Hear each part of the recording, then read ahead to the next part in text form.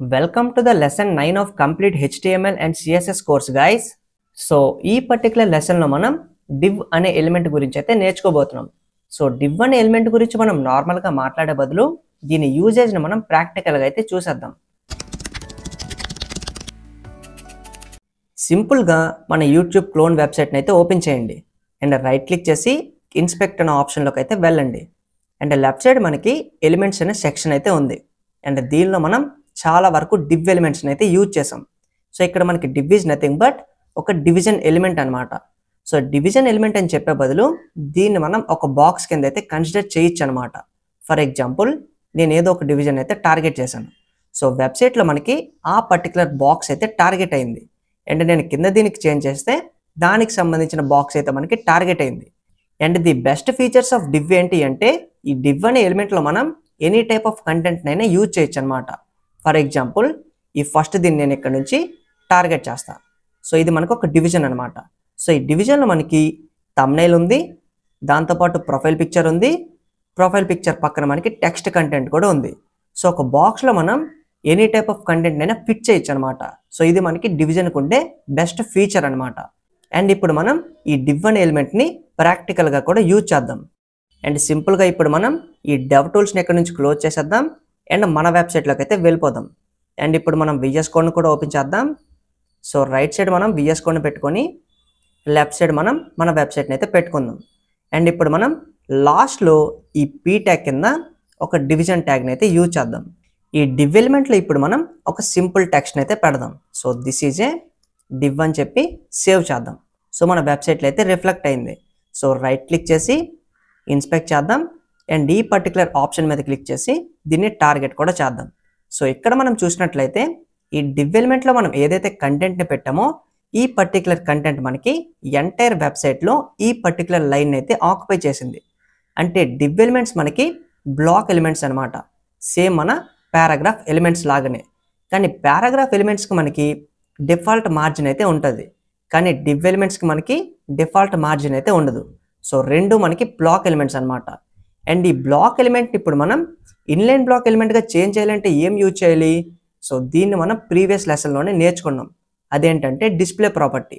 So దీని గురించి ఎందుకు మాట్లాడుతున్నాం అంటే మనం యూట్యూబ్ క్లోన్ వెబ్సైట్ని అయితే చూడొచ్చు. సో ఈ పర్టికులర్ డివిజన్ మనకి ఒక బ్లాక్ ఎలిమెంట్.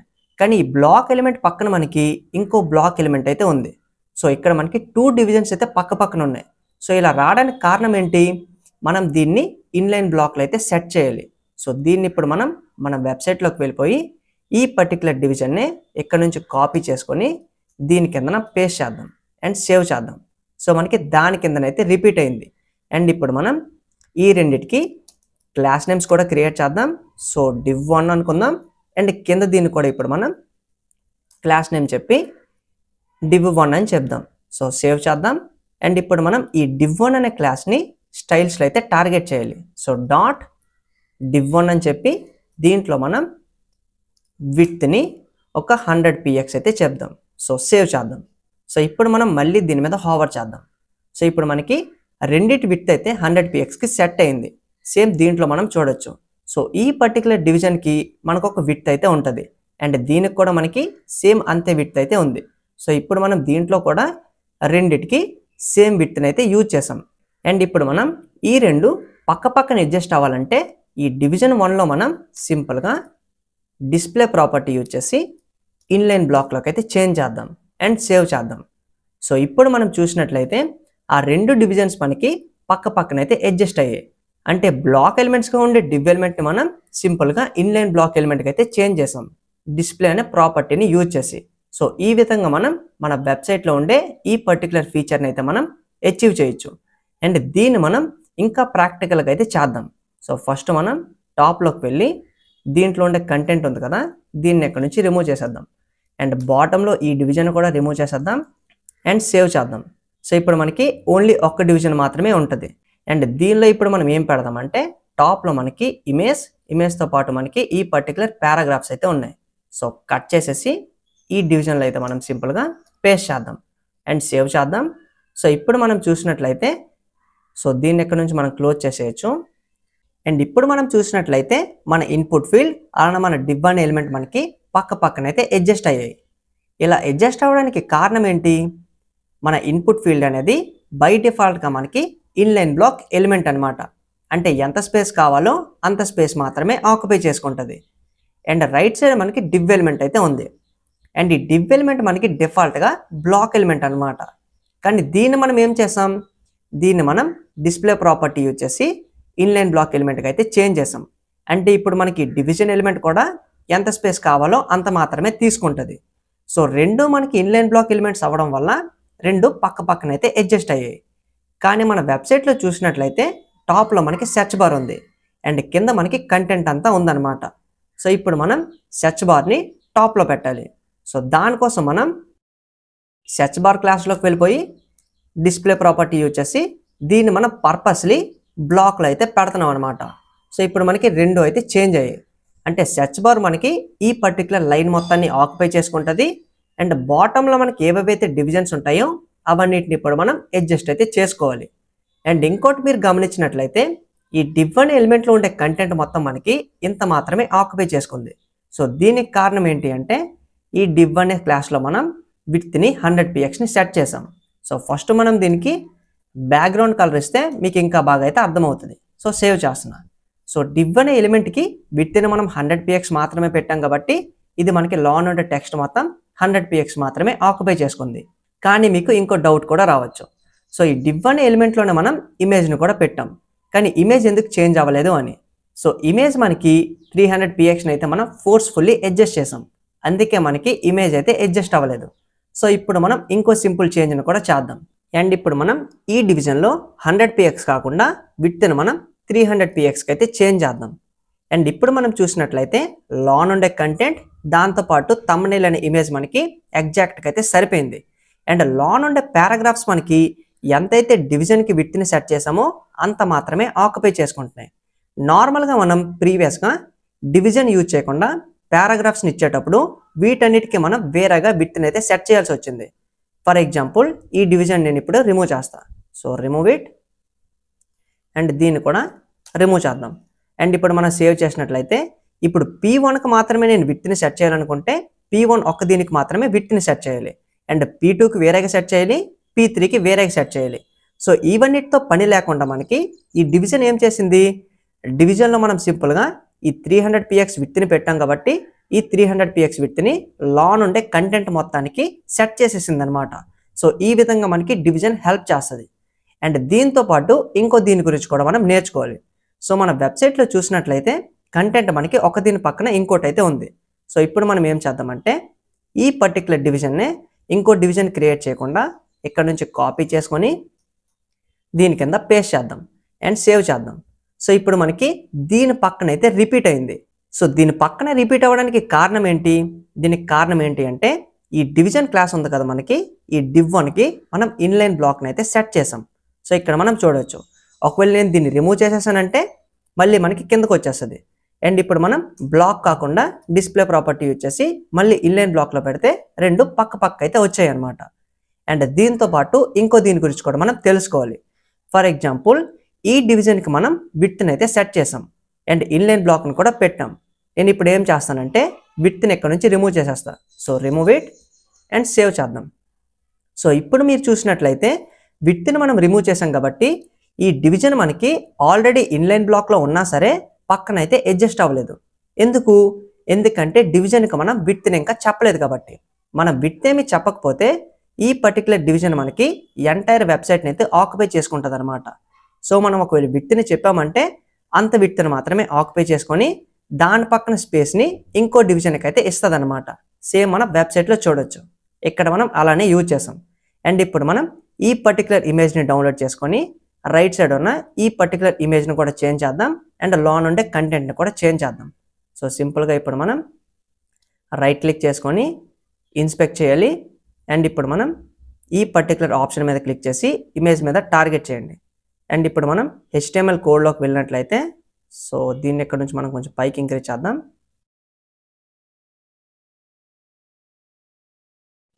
సో మనకి thumbnail 3 అయితే ఇక్కడ ఉంది. సో దీని మీద మనం క్లిక్ చేసి కొత్త ట్యాబ్లో వచ్చింది కాబట్టి right click, save image as. And ఇప్పుడు మన డెస్క్టాప్లో మన ఫోల్డర్లోకి అయితే వెళ్ళాలి. సో HTML CSS దీనిలో మనం thumbnail అయితే ఉంది కదా, సో thumbnail ఇక్కడ మనం సింపుల్గా దీన్ని పేస్ట్ చేద్దాం. అండ్ ఇప్పుడు మనం మన వెబ్సైట్లోకి వచ్చేసి VS కోడ్లో చూసినట్లయితే మనకి 2 thumbnails అయితే ఉన్నాయన్నమాట. సో మనం థర్డ్ దీన్ని అయితే డౌన్లోడ్ చేసుకున్నాం. అండ్ ఇప్పుడు మనం ఇంకో దీని గురించి కూడా నేర్చుకోబోతున్నాం.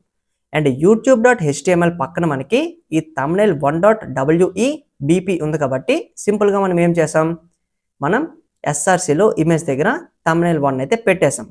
అండ్ ఇప్పుడు మనం ఇంకో ఫోల్డర్ని క్రియేట్ చేయాలి. సో దీన్ని మనం ఆల్రెడీ ప్రీవియస్గా అయితే నేర్చుకున్నాం, thumbnails అని చెప్దాం. అండ్ ఇప్పుడు మనం ఇమేజ్ 1ని సింపుల్గా thumbnailలో పేస్ట్ చేసేద్దాం. So move it. అండ్ దీన్ని కూడా మనం thumbnail అయితే మూవ్ చేసేద్దాం.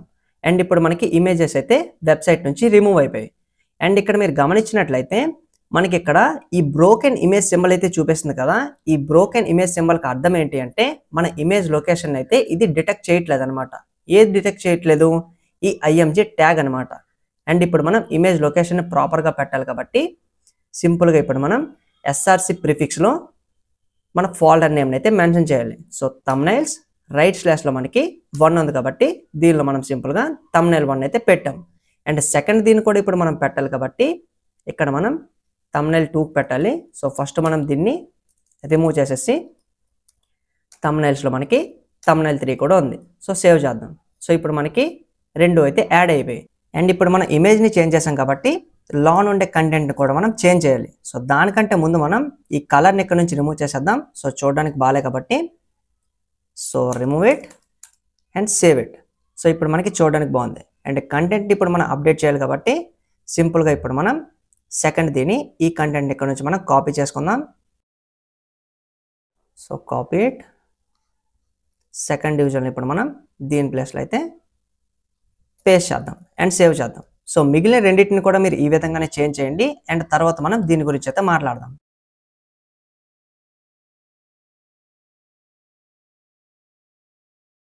అండ్ దాంతోపాటు మనం ఫస్ట్ దీంట్లో ఈ కంటెంట్ కూడా చేంజ్ చేయాలి. సో కాపీ ఇట్ అండ్ దీన్ని ఇక్కడ నుంచి మనం రిమూవ్ చేసి దీని ప్లేస్లో పేస్ట్ చేద్దాం. అండ్ ఇప్పుడు మనం వెబ్సైట్లోకి అయితే వెళ్ళొచ్చు. సో మనకి ఎటువంటి చేంజ్ అయితే తెలియట్లేదు.